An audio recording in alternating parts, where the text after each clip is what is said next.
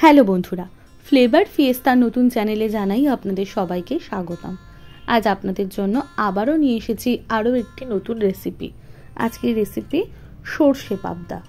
চলুন বন্ধুরা, সময় নষ্ট না করে আমরা দেখে নিই কী কী লাগছে। প্রথমেই আমরা নিয়ে নিয়েছি 250 গ্রাম পাবদা মাছ। সেটিকে পরিষ্কার করে লবণ এবং তেল দিয়ে আমি মাখিয়ে রেখেছি। এর সাথে নিয়েছি মশলার জন্য কাঁচা লঙ্কা, সাদা এবং কালো সর্ষে, নারকেল এবং পোস্ত। তার সাথে নিয়েছি কাজু বাদাম এবং কিশমিশ। এই সমস্ত উপকরণগুলিকে ভালো করে ভিজিয়ে আমরা একটা পেস্ট করে নিয়েছি। এরপর একটি কড়াই বসিয়ে তাতে তেল ভালো করে গরম করে তার মধ্যে দিয়েছি লবণ এবং তেল ভালো করে গরম হয়ে আসলে আমরা এই পাবদা মাছগুলোকে সম্পূর্ণ ভালো করে কড়া করে ভেজে নেব। ব্যাস, আমাদের তেল কিন্তু গরম হয়ে গেছে। এরপর আমরা দিয়ে নেব এক এক করে পাবদা মাছ।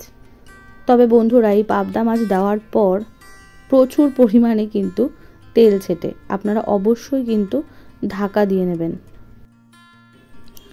এরকমভাবে আমি প্রত্যেকটি মাছ একটার পর একটা ভেজে আমি তুলে নেব। দেখতেই পাচ্ছেন যে আমি সমস্ত মাছ ভাজাগুলোকে একটি পাত্রে তুলে নিয়েছি। এরপর ওই মাছ ভাজা তেলের মধ্যেই আমি বাকি রান্নাটা কিন্তু করব। ওই তেলেই আমরা কালো জিরে ফোড়ন দিয়ে নেব। তারপর দিয়ে দেব আমাদের প্রথমেই বেটে রাখা অর্থাৎ কাজু বাদাম, পোস্ত, নারকেল, কাঁচা লঙ্কা বাটা মশলাটি। এরপর মশলাটি ভালো করে কষিয়ে নিতে হবে। মশলাটি আমরা ততক্ষণ অবধি কষাবো যতক্ষণ না পর্যন্ত সমস্ত মশলাটি ভালো করে ভাজা হয়ে তার থেকে তেল উঠে আসে। বন্ধুরা, দেখতেই পাচ্ছেন আমাদের মশলা কষানো কিন্তু প্রায় হয়ে এসেছে এবং আমরা দেখতেই পাচ্ছি মশলাটা কত সুন্দর ভাজা হয়েছে এবং তার থেকে তেল উঠে এসছে। এই পর্যায়েই আমি আমাদের আগের থেকে ভেজে তুলে রাখা মাছগুলিকে এক এক করে এই মশলার মধ্যে দিয়ে দেব এবং আমাদের কিন্তু মাথায় রাখতে হবে এই সময় আমাদের গ্যাসের ফ্লেম মিডিয়াম টু লো রাখতে হবে। এরপর আর কিছুই না, কিছুক্ষণ সময় দিতে হবে মাছগুলোকে ঝোলের সাথে মেশার জন্য। এরপর আর কিছুই না, খানিকক্ষণ অপেক্ষা করে মাছগুলোকে আবার হালকা হাতে উল্টে দিতে হবে।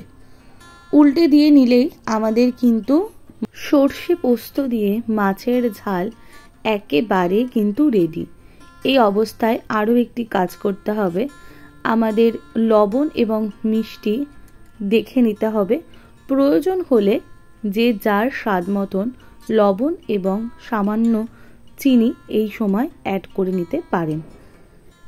ব্যাস, আমাদের তৈরি হয়ে গেল ঝাল ঝাল স্বাদে সর্ষে পাবদা। এরপর বন্ধুরা, গরম গরম ভাত নিন এবং সঙ্গে সার্ভ করে নিন সর্ষে পাবদা। নিজে খান এবং পরিবারের সকলের সাথে ভাগ করে নিন। আশা করি আপনাদের প্রত্যেকের ভালো লাগবে। ভালো লাগলে কমেন্টে অবশ্যই জানাবেন এবং নেক্সট কী রান্না আপনারা দেখতে চান আমাকে জানাবেন। আজকের রেসিপি এই পর্যন্তই। আবার দেখা হচ্ছে অন্য কোনো দিন অন্য কোনো রেসিপির সাথে। তবে আপনারা লাইক, কমেন্ট এবং আমার চ্যানেলটিকে সাবস্ক্রাইব করতে প্লিজ ভুলবেন না। আজকের মতো টাটা।